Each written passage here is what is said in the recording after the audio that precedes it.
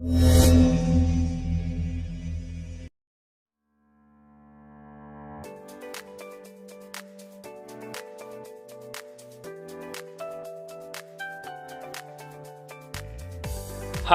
anak-anak pintar Indonesia, jangan lupa dukung channel Bapak dengan cara like, share, subscribe ya, dan nyalakan loncengnya. Terima kasih semuanya.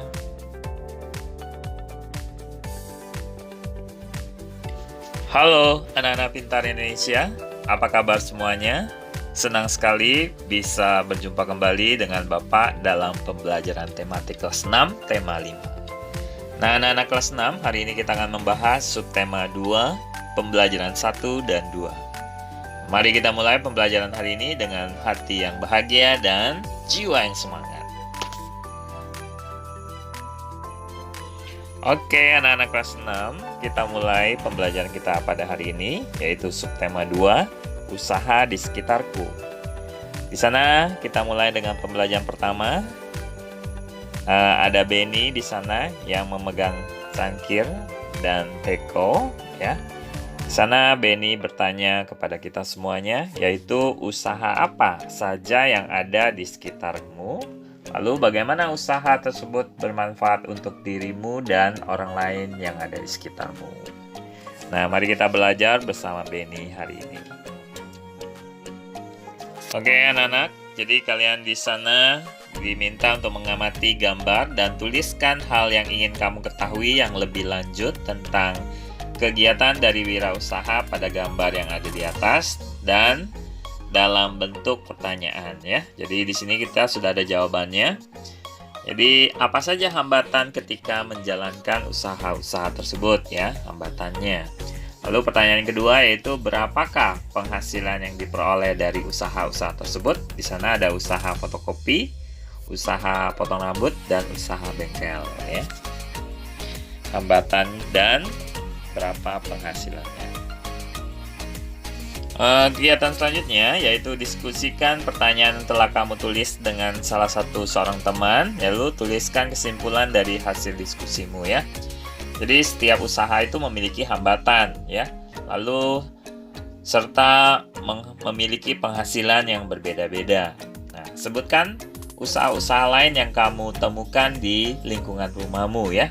Ada seperti usaha warung penjual sayur, warung makan, warung kopi, ada butik, toko alat tulis, konter pulsa, dan salon. Lalu selanjutnya, apa manfaat yang kamu peroleh dari usaha-usaha tersebut? Jadi manfaatnya yaitu saya bisa mendapatkan hampir semua kebutuhan saya lebih dekat ya. Jadi tidak perlu terlalu jauh untuk mendapatkan kebutuhan yang saya butuhkan sehari-hari. Oke, kita lanjutkan. Lalu sumber daya dan peralatan apa saja yang digunakan dalam usaha-usaha di atas? Nah, jelaskan. Nah, kita mulai dari usaha fotokopi ya. Mesin fotokopi menjadi alat produksi utamanya, lalu kertas berfungsi sebagai bahan produksi, lalu sumber daya manusia menjadi operator dari mesin fotokopinya. Lalu yang selanjutnya yaitu usaha potong rambut. Jadi mesin cukur dan gunting merupakan alat untuk memotong rambut ya. Lalu kursi menjadi tempat pelanggan untuk duduk ya selagi dicukur, dan sumber daya manusia menjadi operator dari alat cukur tersebut ya. Usaha selanjutnya yaitu usaha bengkel, perkakas dan spare part sebagai alat dan bahan usaha.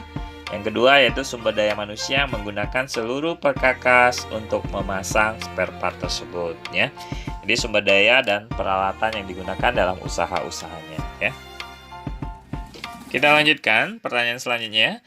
Apakah seluruh sumber daya dan peralatan yang digunakan hanya berasal dari dalam negeri saja ya? Jelaskan. Jadi jawabannya tidak. Karena kebanyakan mesin fotokopi, mesin cukur, dan perkakas itu merupakan barang-barang buatan dari luar negeri ya, dari negara lain ya. Lalu pertanyaan selanjutnya, apakah ada peralatan yang didatangkan dari negara lain? Jelaskan ya. Jawabannya ada, yaitu mesin fotokopi, mesin cukur, dan perkakas yang kebanyakan berasal dari negara-negara lain. Selanjutnya, mari kita baca bersama-sama ya. Dalam menjalankan roda perekonomian, suatu negara tidak dapat berdiri sendiri. Nah, namun diperlukan kerjasama dengan negara-negara lain. Salah satu contohnya yaitu kerjasama di antara negara-negara ASEAN. Nah, mari kita ambil contoh sederhana dari usaha yang terdapat pada gambar tadi, yaitu usaha pangkas rambut. Nah, untuk menjalankan usaha tersebut, sumber daya yang digunakan bisa saja berasal dari dalam negeri. Misalnya sumber daya manusianya, kursinya, dan mejanya. Namun, ada juga sumber daya yang berasal dari luar negeri, dari negara lain. Misalnya, mesin cukur dan peralatan lainnya. Nah, begitu pula dengan usaha fotokopi dan bengkel. Sebagian sumber daya yang berasal dari dalam negeri dan ada pula yang didatangkan dari negara-negara lain atau di luar negeri ya. Yaitu seperti mesin fotokopi, lalu suku cadang sebagai spare part dari kendaraan tersebut. Oke, kita lanjutkan. Mari kita baca dengan cepat ya. Ekspor batik terus meningkat. Nah, Kementerian Perindustrian menargetkan ekspor produk batik hingga 2019 mencapai 1,5 miliar US dollar ya. Sekitar 22,07 triliun rupiah. Nah, berdasarkan data Kementerian Perdagangan, ekspor produk batik cenderung meningkat setiap tahunnya. Nah, pada periode Januari sampai April 2015 yaitu nilai ekspor mencapai 1,8 juta US dollar atau sekitar 1,2 triliun rupiah.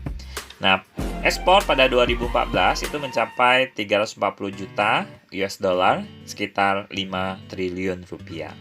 Nah, jumlah itu meningkat 17% jika dibandingkan dengan ekspor tahun 2013. Nah, batik Indonesia sudah diekspor ke berbagai negara-negara ASEAN seperti Malaysia dan Singapura. Nah, selain itu juga ke negara-negara lain seperti negara Amerika, Eropa, dan Australia.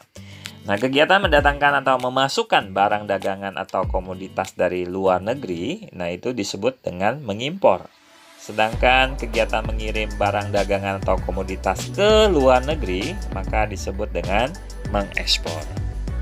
Kita lanjutkan membacanya, yaitu Kasongan Bantul, ekspor gerabah miliaran rupiah per bulan. Kalangan pengrajin di sentra kerajinan gerabah dan keramik desa Kasongan, yaitu di Kabupaten Bantul, Daerah Istimewa Yogyakarta, mampu mengekspor berbagai macam kerajinan. Nah, ekspor tersebut mencapai 80 kontainer per bulan atau setara dengan sekitar 6 miliar rupiah. Wah, banyak sekali ya, 6 miliar. Nah, berbagai kerajinan gerabah yang diekspor itu meliputi guci yang dibalut dengan kerang dan kaca. Lalu patung, hiasan luar ruangan dengan berbagai model, dan motif kembangannya. Sentra kerajinan Kasongan memiliki ratusan pengrajin yang tersebar di 5 pedusunan dengan sekitar 200 pengrajin kualitas ekspor, termasuk 5 pengrajin skala besar. Nah, pada periode 2008 sampai 2010, ekspor kerajinan memang cenderung turun, terutama ke Amerika dan Eropa. Namun, mulai 2011 dan setelahnya, ekspor mulai meningkat kembali, ya, bahkan mulai merambah ke Australia dan sebagian Asia. Nah, kegiatan selanjutnya menjawab pertanyaan pada halaman 69 di buku cetak kalian ya. Kita bahas di sini. Soalnya yaitu apakah kamu mengetahui komoditas lain yang diekspor dari Indonesia ke berbagai negara di lingkup ASEAN ya. Jawabannya yaitu yang kita ekspor ya, yang diekspor dari Indonesia ke negara lain ya. Itu seperti kelapa sawit, tembakau, karet, kopi, teh, kakao, dan tebu. Lalu peralatan elektronik, tekstil, kulit dan produk olahannya, dan yang terakhir adalah batu bara. Nah, ini ekspor ya, yang kita jual ke negara lain.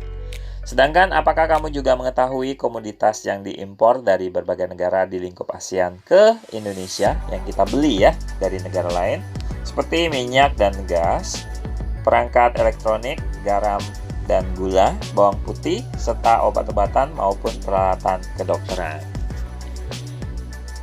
Oke anak-anak, pada halaman 69 hingga 70 disajikan beberapa buah gambar. Jadi anak-anak diminta memprediksi tentang apa yang akan terjadi jika benda-benda tersebut didekatkan ke magnet ya. Jadi hasil prediksinya kalian tulis dalam tabel yang tersedia. Yang pertama sana ada pensil, peniti, penghapus, paku, penjepit kertas, sisir, gunting, batu, ya. Lalu penggaris, daun, gelang karet, dan kaca. Oke, kita mulai bahas. Jadi jawaban dari halaman 70 ya seperti pensil. Jadi hasilnya yaitu tidak ditarik ya. Peniti ditarik, kalau penghapus tidak ditarik oleh magnet, paku ditarik oleh magnet, penjepit kertas ditarik oleh magnet, sisir tidak ditarik oleh magnet, gunting dapat ditarik oleh magnet, batu, kayu, daun, karet gelang, dan kaca tidak ditarik oleh magnet ya. Inilah hasilnya ya. Nah, jadi hasil percobaan tersebut ya tujuannya itu untuk mengetahui benda-benda yang bisa ditarik dan tidak bisa ditarik oleh magnet ya. Jadi kita sudah mempersiapkan bahannya, langkah-langkahnya. Jadi kita mengambil magnetnya, lalu dekatkan magnetnya ke benda-benda yang telah disiapkan secara bergantian. Lalu kita sudah bahas hasilnya. Jadi kesimpulannya yaitu benda non-logam itu tidak dapat menempel dengan magnet, sedangkan benda yang terbuat dari logam itu dapat menempel dengan magnet. Nah, itu kesimpulannya ya. Oke, anak-anak kelas 6, kita ke pembelajaran 2. Di sana ada Benny lagi ya. Benny berkata, usaha kecil dan menengah atau yang disebut dengan UKM, yang disingkat dengan UKM, usaha kecil dan menengah, seperti gerabah dan batik Nusantara. Nah, ini perlu terus dipromosikan ya, agar dikenal lebih luas, baik itu oleh konsumen dalam negeri maupun oleh konsumen luar negeri atau mancanegara. Nah, salah satunya yaitu melalui poster. Nah, ayo kita belajar mengenal poster sebagai bagian dari reklame ya. Oke, anak-anak kelas 6, kalian amati poster berikut ini ya. Di sana ada poster pameran batik yang diselenggarakan tanggal 2 sampai 7 Desember 2016. Ya, layang-layangnya terbuat dari batik, lalu ada berbagai jenis kain batik ya. Lalu ada poster lagi pameran gerabah yang diselenggarakan tanggal 7 sampai 10 Desember 2016. Di sana ada gerabahnya, gambarnya ya, yang terbuat dari kerang dan alat lainnya ya. Jadi posternya sangat menarik, gambarnya juga menarik ya. Oke, anak-anak kelas 6, setelah kita mengamati poster, mari kita jawab pertanyaan di halaman 78. Ya, kita mulai dengan nomor 1, yaitu bagaimana pendapatmu tentang poster tersebut? Jelaskan. Jadi jawabannya, poster tersebut terlihat sangat menarik karena dilengkapi oleh gambar. Namun, poster tersebut kurang jelas ya, karena tidak ada informasi tentang tempat penyelenggaraan acara pameran yang ditunjukkan pada poster tersebut ya. Itu kekurangannya ya. Nomor 2, apa saja keterampilan yang diperlukan untuk membuat poster? Jadi keterampilan yang diperlukan yaitu kemampuan dalam mendesain gambarnya ya. Lalu menempatkan gambarnya sehingga terlihat menarik, lalu menyusun tulisan yang mampu mengajak pembaca, serta mampu menyusun tulisan yang jelas dan tidak bertele-tele ya. Oke, selanjutnya pertanyaan nomor 3, bisakah kamu menduga langkah-langkah atau cara dari membuat poster tersebut ya. Jadi cara-cara atau langkah-langkah dalam membuat poster. 1. Menentukan ide yang ingin kita sampaikan. Yang kedua yaitu menentukan judulnya, lalu pesan yang kita ingin sampaikan, serta tanggal dan tempat ya dari penyelenggaraannya. Nomor 3, menyiapkan alat dan bahan. Nomor 4, menggambar sketsa gambarnya dan tulisan pada kertas poster. Yang kelima, yang terakhir ada mewarnai dengan menarik sehingga orang suka melihatnya ya. Di bawahnya ada berbagai macam poster yang dibuat oleh anak-anak ya. Jadi semuanya posternya menarik-menarik ya. Gambarnya juga bagus. Oke, selanjutnya proses mendesain poster dengan tangan ya. Yang pertama yaitu kita menyiapkan kertas, polos, pensil, dan pensil warna. Lalu merancang poster dengan tangan bisa sangat menyenangkan. Kamu akan mengetahui beberapa hal yang akan membantu postermu tampak lebih indah dan menarik. Lalu yang kedua, pilihlah kertas polos sesuai dengan keinginan ya. Nah, ketika kamu merancang poster dengan tangan, kamu dapat menentukan ukuran kertasnya sesuai dengan keinginanmu. Selanjutnya langkah ketiga, buatlah 3 garis tipis ya.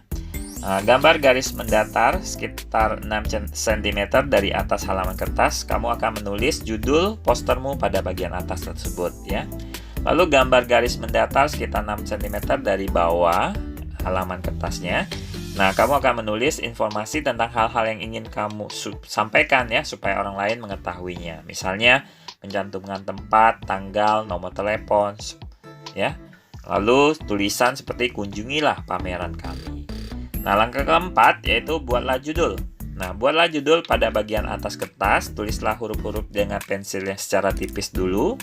Nah, kamu dapat menyesuaikan besar huruf dengan ukuran dari kertas tersebut. Selanjutnya, langkah kelima yaitu buatlah catatan kaki ya. Jadi gambar dan buatlah tulisan secara tipis pada bagian bawah dari kertasmu ya. Seperti Sabtu 7 Juli 2016 pukul 9 pagi di Balai Kota. Langkah terakhir, langkah keenam, isi dari bagian tengah. Nah, isi bagian tengah dengan gambar yang berkaitan dengan gagasan utama dari postermu. Nah, untuk poster pameran seni, kamu dapat membuat gambar yang berkaitan dengan pameran ya, misalnya gerabah. Nah, kamu juga dapat membuat satu atau beberapa gambar, buatlah sketsa dengan secara tipis terlebih dahulu ya. Selanjutnya, langkah ketujuh ya, warnailah postermu ya. Jadi, warnai poster yang kamu rancang ya. Setelah selesai ya, dengan hati-hati warnai gambar hurufnya menggunakan spidol, pensil warna, atau krayon. Jadi tampak menarik ya. Nah, langkah ke-8, lakukan eksperimen atau percobaan. Nah, ini hanya sebagai panduan umum saja ya. Jadi kalian mencoba sesuai dengan dengan kreativitas kalian masing-masing ya. Nah, anak-anak kelas 6, jadi demikian pembelajaran kita hari ini. Bapak mengucapkan terima kasih atas perhatiannya. Sampai ketemu lagi di pembelajaran selanjutnya. Terima kasih semuanya.